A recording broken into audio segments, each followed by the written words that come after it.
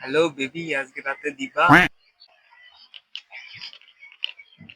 কিরে কালো ডার্লিং, এখানে বসে কি করছিস? এই তো ভাই, মালের সাথে কথা বলছি। ঠিক আছে, ভালো, প্রেম কর।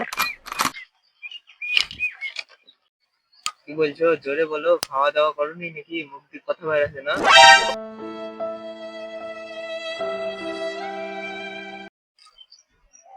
কিরে ভাই, তুই মন মরা হয়ে বসে আছিস কেনে?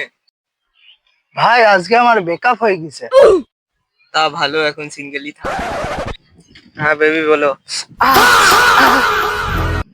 ভাই তুই এরম করলি কেন? তোর জন্য আমার মালটা ফোন কেটে দিল যে।